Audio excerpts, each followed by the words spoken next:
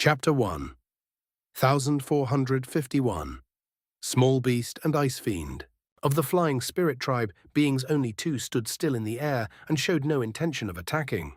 One of them was short and skinny, the seven-pass race's Ao Qing. The other was a large, dual-pupiled man. They both appeared quite indifferent and tightly frowned. Seeing the rainbow moth dust that surrounded the area and that their attacks were unable to affect it, the tall man slowly said, "Fellow Taoist Ao, this is the first time a demon insect like the gold abyss moth appeared on the myriad vine path. The insect should only exist on the fourth level of the earth abyss. There is something different about the earth abyss, causing these deeper level demons to appear here." Ao Qing coldly replied, "I already knew that. Since mid-grade demons can be encountered on the first level, it isn't much of a surprise to find gold abyss moths here. Those old beastards in the clan should be behind this, not us. But if you're still following me after we reach the third level, don't blame me if I cut you down."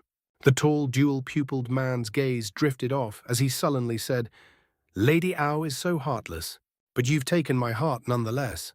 I've already proposed marriage to your clan 3 times, but each time you refused. Would the marriage solidify our clan's strength?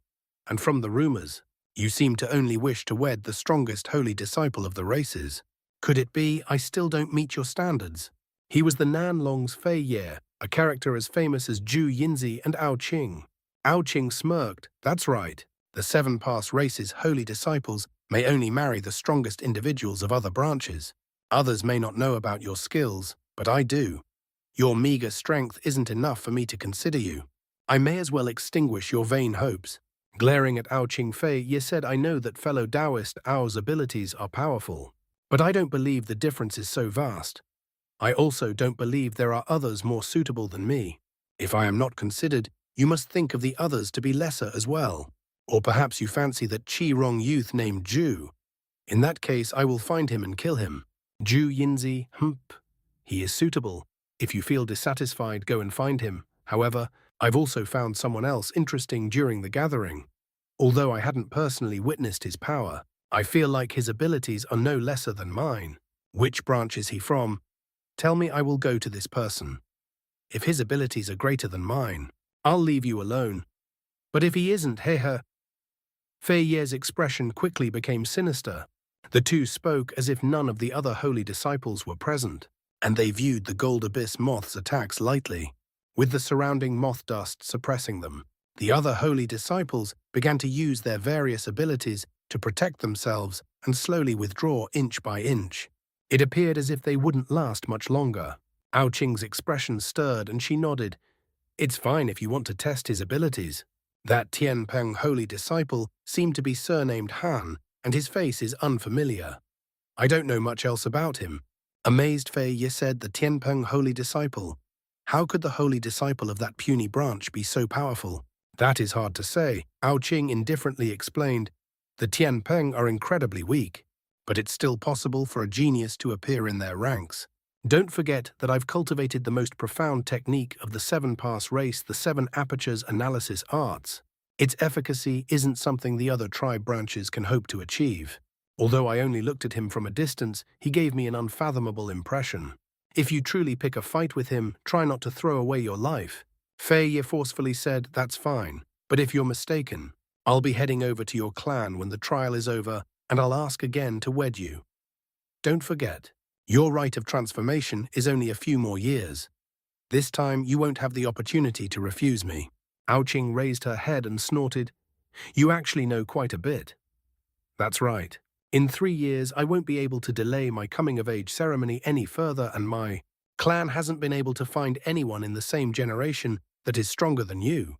When we return, I will agree to your marriage proposal." Fei Ye wildly laughed and sneered, saying, "Then it's agreed. If I do encounter that Han fellow on the 3rd floor, it'd be for the best, but if I can't, I'll challenge him after we return.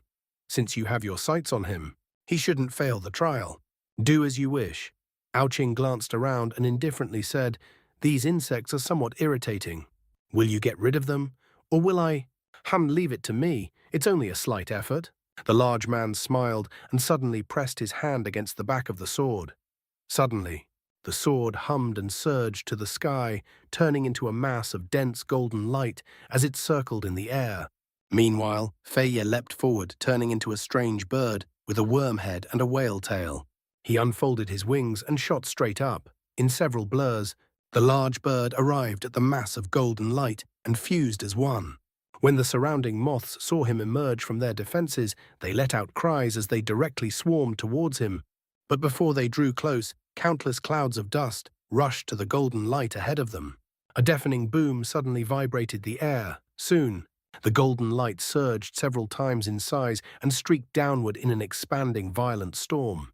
Layers and layers of incredibly dense dust were scorched away by the golden lightning piercing through the dust clouds. As for the large numbers of golden moths hiding behind the dust, they quickly perished as the light passed them by. In the blink of an eye, nearly half of the moths had died. The gold abyss moths shrieked as they were massacred, and their remaining numbers scattered in every direction. When Ao-Ching saw this, her expression sank, and she muttered an incantation, summoning a huge black phantom behind her. The phantom was blurry, but it faintly resembled 7 distinct heads, those from animals like apes and leopards. But each and every one of them appeared menacing. With an incantation gesture, Ao-Ching commanded the 7 heads to slowly open their crimson eyes and widely open their mouths. A cloud of green mist violently streamed out of each of them, quickly spreading out to their farthest surroundings in the blink of an eye. As the green clouds passed the moths by, they immediately ruptured in green flashes, leaving only a blood mist behind. Now the gold abyss moths were only 1/10 of their number. At that moment, the golden light in the air withdrew to reveal Fei Ye carrying a huge sword on his back. He looked at Ao-Ching's 7 head phantoms with a trace of adoration on his face. A nimble black figure flickered. Several crystalline black demons were torn to countless pieces in a wave of white claw streaks, which promptly scattered them into black chi. The nimble figure cleanly absorbed the black chi drifting in the air and promptly circled in the air before returning to Han Li. A kitten-like creature soon appeared on his shoulder, the leopard kirin beast.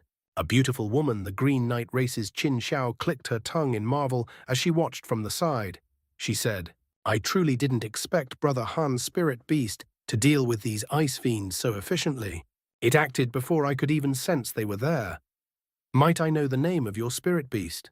This is the first time I've seen it." Lei Lan and Bai Bi looked at the leopard kirin beast with equal surprise. Han Li stroked the small beast's soft head and smiled. "I'm not sure of its name myself. I came across this spirit beast on the outside.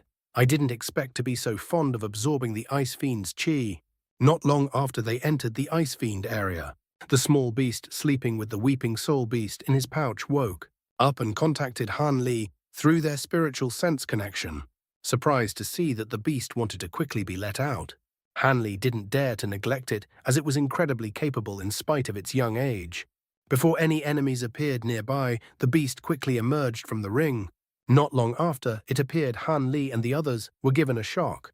As soon as it emerged, it was not only actively awake, but it keenly sensed the ice fiends before they could fuse with the glaciers and before Han Li could sense them.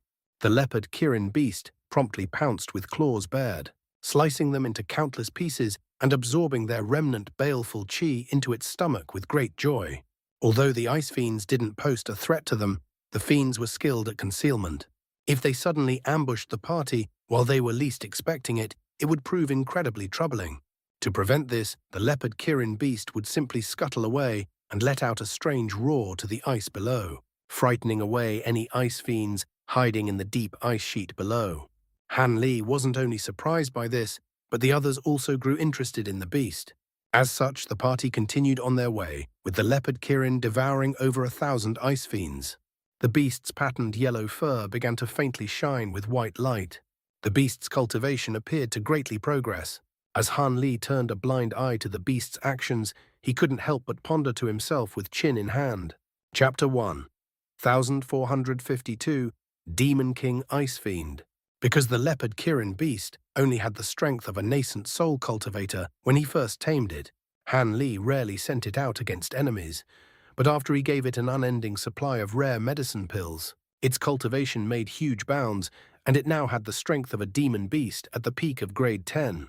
With another step, it would break through and become a deity transformation grade existence. According to conventional reasoning, most grade 8 demons would be subjected to lightning tribulation, gaining human form and full sentience. However, a few variant spirit beasts and beasts of peculiar bloodlines are an exception to this rule. There were a few that underwent tribulation at a different rank, or those that didn't transform during their entire lifetime. But when these exceptions did acquire a transformation, their wisdom and abilities would far exceed those from beasts of similar grade, to the point where they would outright exterminate them. The leopard kirin beast was originally a strange beast that inherited the kirin bloodline. Only the heavens knew if this was the opportunity it needed for a change, or if a later opportunity would come. But now it appeared. The Ice Fiend Chi gave the beast the chance to break through the bottleneck to deity transformation stage. Hanli could only wryly laugh in his mind when he quickly realized what the beast was facing. If the beast were to break through any other time, it would be well received, but they were currently in the Earth Abyss. If the beast advanced during this period, it could provoke trouble. Leylan and the others didn't know the circumstances of the leopard kirin beast, but the increasingly dazzling white light shining from its body and its growing aura amazed the party nonetheless. At that moment, their party already threaded deep into the Ice Fiend territory.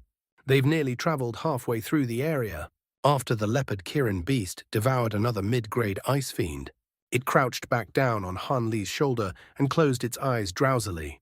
It was glowing with unending white light and roamed across its body in a blinding fashion. At that moment, the party was flying past an icy mountain range when they came across an extremely long canyon.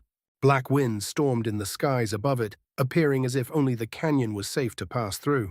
Hanli and company wasn't surprised at all by this strange scene.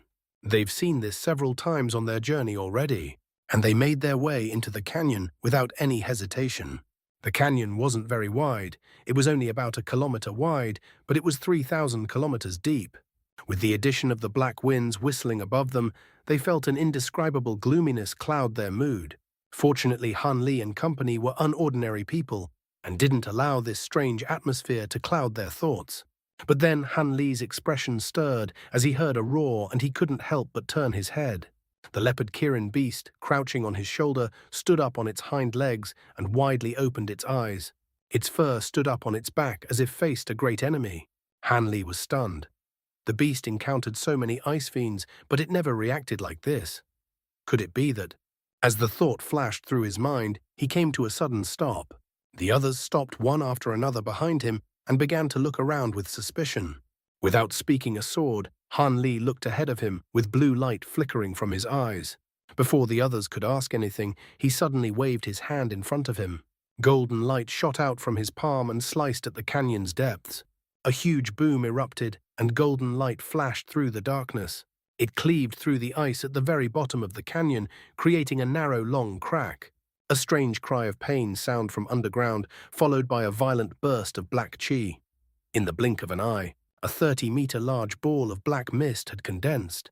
"It's an Ice Fiend King, there is truly such a demon here," Bai Bi cried out. Lei Lan and Qin Xiao were immediately startled. At that moment, the huge ball of mist spun in the air, gathering up countless shards of ice towards it from every direction. Black light blindingly shined as a 60-meter large black ice phoenix flew out from the mist. Its body was crystalline black, and its eyes glared black, rigidly staring at Han Li. No, it was actually staring at the leopard kirin beast on Han Li's shoulder as if it were its nemesis. The leopard kirin beast snarled excitement clear in its green eyes. Han Li raised his brow and pondered.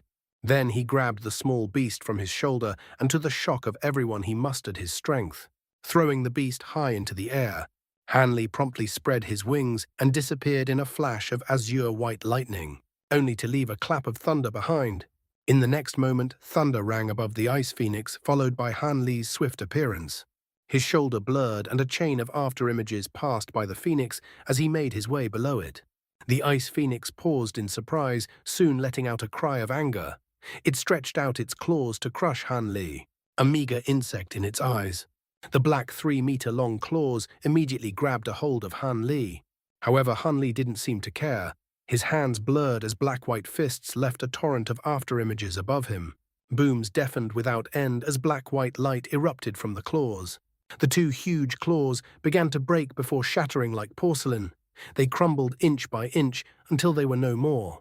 The black ice phoenix let out a world-shaking shriek. It opened its mouth and a black torrent of wind emerged. In the blink of an eye, the attack was about to submerge him from above. But Hanli only blinked as the black wind passed him by, and he suddenly vanished. The ice phoenix couldn't help but look around to see where he went. At that moment, a gentle wind blew from behind the black winds to reveal a silent figure. The figure stirred, arriving at the ice phoenix's back with ghost-like agility. His black-white fists flashed as he struck down Ice Phoenix's back with vicious power. Two huge explosions followed. Black-white halos of light ripped out from the impact, completely enveloping the Phoenix's body. It didn't react in the slight. The huge Phoenix began to crack like its claw and shatter in a rain of ice shards. The large black mist reappeared in the air, taking a formless shape and flickering with a strange black light. With a rustle of wind, a small silhouette appeared, pouncing at the black mist. It hugged it with its limbs, and it began to feast.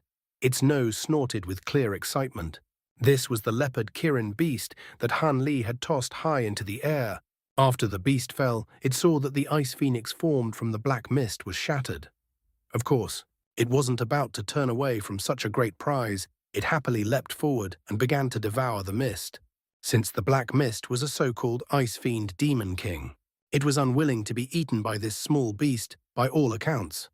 Not only did it lash out with black tentacles, but it also began to gather up black ice from the ground in an attempt to condense another body. However, the black tentacles were easily resolved with a swipe of the leopard kirin's claws. As for the black ice, Han Li waved his hand, sending countless embers to melt them away. It only took Han Li the span of a few breaths to shatter the black ice phoenix. Although it wasn't the first time the party saw Han Li in action, they couldn't help to feel completely touched as this display of might. Their exceptions vastly changed. As the leopard kirin beast stood on top of the black chi cloud, it appeared completely helpless and unable to move. In the blink of an eye, nearly half of the black cloud was devoured. Afterwards, the small beast let out a roar, and its body wildly flashed with light. Then, it leaped off the black chi and crouched on the ground. With a faint change of expression, Han Li flipped his hand and summoned a white jade bottle.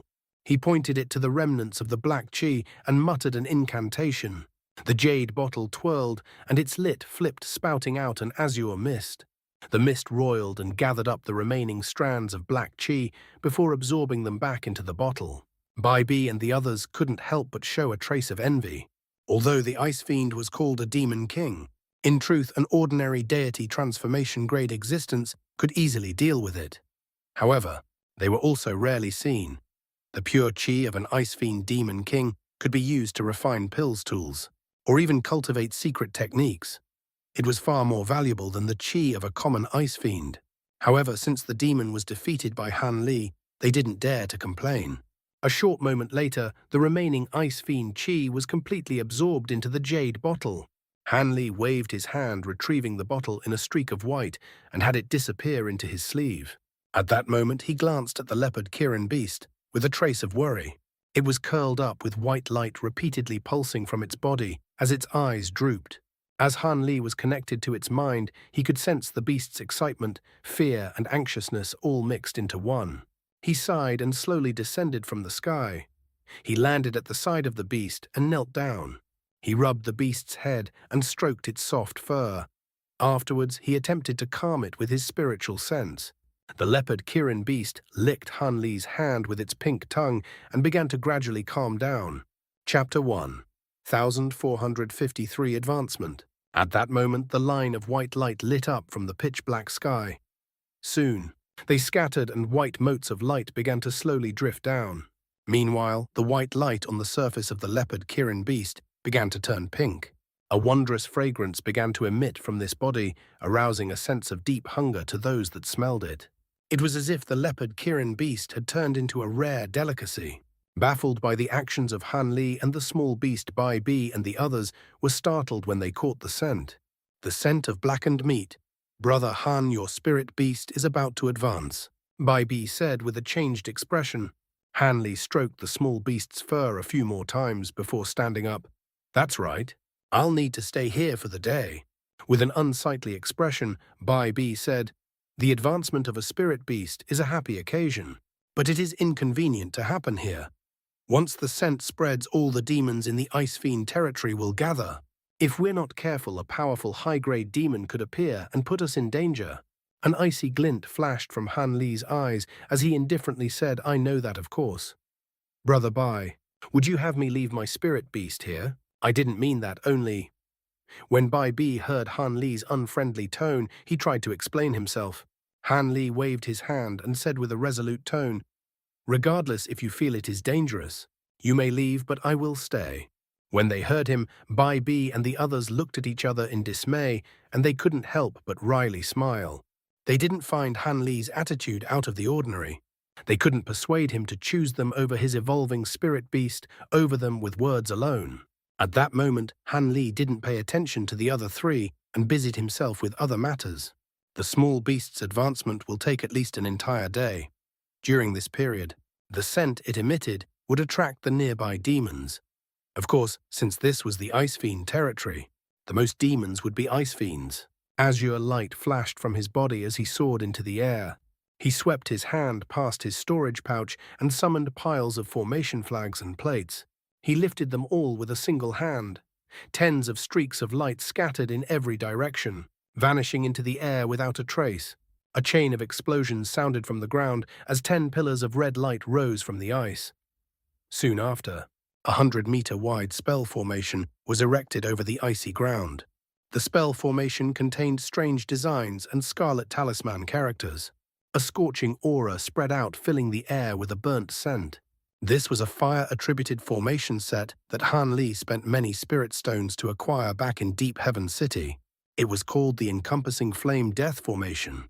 Once it was laid down when a deity transformation cultivator entered the formation. The formation was powerful enough that they wouldn't be able to immediately break out. It would be even more devastating towards ice-attributed demons. However, Han Li didn't stop there. He formed an incantation gesture and had 72 small golden swords fly out his body and above his head. They hummed as they turned into hundreds of identical golden lights. After a chant, Han Li pointed to the dense mass of sword lights. Suddenly, the hundreds of golden lights scattered and flickered out of sight. This was the Grand Aureate Sword Formation. With his cultivation at the peak of deity transformation, even a late spatial tempering cultivator wouldn't be able to escape unharmed. As for whether he'd be able to restrict a body integration cultivator, it'd be hard to say. He'd have to test it out first. With that done, Han Li floated above the spell formation and narrowed his eyes in through before shaking his sleeve. A ball of silver flame flew out, turning into a silver bird with a cry. It circled once into the air before diving into the ice. Han Li then raised his hand and summoned the triangular spirit carriage he used previously. The spirit carriage floated motionlessly above the spell formation, and Han Li sat cross-legged inside it, resting his eyes. At that moment, the specks of white light gathered, thoroughly gathering around the small beast, and the scent it released became even more alluring. Even Han Li's grand formations wasn't able to stop the scent from escaping it. The captivating fragrance and quickly spread to the distant darkness. Lei Lan and the other three were quietly talking with each other, deciding whether to fly away and stay in the spirit carriage. The three didn't want to deal with a frantic demon assault, but from the previous dangers they encountered, they would find it difficult to enter the third level, let alone find an infernal flame fruit. As such, the three could only force themselves to face the demons. Fortunately, Han Li had made ample preparations, and they viewed Han Li as someone of profound mystery. So long as they didn't face any excessively powerful demons, it was acceptable to remain there for the day. As time slowly passed, the white motes that drifted down from the sky became larger and fell in greater number, concealing the small beast entirely. The leopard kirin beast had finally broken its silence and let out soft groans of pain inside the white light. Qin Xiao looked at the white light and muttered, "The beast's advancement is much different from others. Each time, its body will be greatly strengthened, unlike us from the flying spirit tribe." "That's true, but the pain of cleansing one's essence and meridians isn't something we can handle," Lei Lan added with a smile. Bai Bi then raised his brow, looking at the distant dark canyon with a solemn expression. At the moment, it was rather too peaceful. Apart from some faint whistling winds, they heard no other sounds, and the beast's fragrance had already spread far, at least 50 kilometers away. Bai Bi felt ill at ease and couldn't help to glance at Han Li. He had his eyes shut and appeared serene. Bai Bi blinked, and he thought to say something when Han Li opened his eyes, revealing a bright crystalline glint from his eyes. Meanwhile, rustles began to sound from the darkness as if countless things were flocking in their direction. In that next moment, all of the other three ceased their whispering and watched what was happening. Countless red eyes were glowing through the darkness. A swarm of foot-tall black silhouettes began to pounce forward. Their bodies glowed back and they moved with great speed as their limbs rustled. This swarm of malevolent creatures were ice spiders. At a glance, the spiders seemed endless, filling the entire canyon in an instant. However, these were the lowest level of Ice Fiend demons. Since Han Li didn't need to deal with them, Qin Xiao let out a shout and waved her sleeve, releasing a dozen green lights onto the spiders. Several booms later, a dozen 3-meter-tall puppets appeared amongst the spiders. These puppets appeared to be huge lizards. With only faint movements, the lizards began to release beams of green lights from their mouths. The spiders seemed to melt away like evaporating dew as the green light passed them by. The puppets were standing in a line and simply moved their heads as they launched their attacks, preventing the ice spiders from moving forward even a single step. In the blink of an eye, countless piles of dead spiders littered the ground. However, the spiders were truly too great in number. Even with the incisive beams of green light, they eventually began to advance slowly in complete disregard of their lives. Under this unceasing assault, the spirit stones in the puppets began to dwindle in power. Soon, the puppets' beams began to dim in light and could no longer hold the spiders back. As such, the spiders soon broke through the line and approached the puppets. Pew, pew! Countless black threads shot out from the spiders and enveloped the puppets thoroughly. The threads then dragged the puppets to the ground, rendering them entirely still. Within the carriage, Qin Xiao was somewhat alarmed, but she merely whispered, "You don't need to take action. Hand over these small things to me." Soon after, the woman flew up in a green ball of light and arrived before the ice spiders in front of the grand formation. The spiders immediately sensed her and they hissed, releasing countless black threads into the air. Qin Xiao's expression sank. Suddenly, a dark green flame emerged from her body. When the black threads touched her, they combusted into smoke. The woman shouted and straightened her arm. A green fire sword appeared in her hand, and she swung down. A huge wave of flames suddenly spread out from the strike. With a huge explosion, a 3-meter-wide trench appeared in front of the spiders. Green flames still burned inside it, turning the spiders that touched it into ash in just a moment. Qin Xiao faintly smiled at the sight, and just as she thought to expand the trench, furious cries sounded from the distance, followed by the appearance of several 3-meter-tall bodies. Under closer examination, the woman's expression changed. The huge figures were giant 4-headed spiders. Each one was covered in black fur, with sharp fangs from each of their mouths, each of them roaring. Qin Xiao raised her brow and bluntly waved her fire sword at them. In that instant, a series of black light roamed across their bodies, creating a pair of black cicada wings.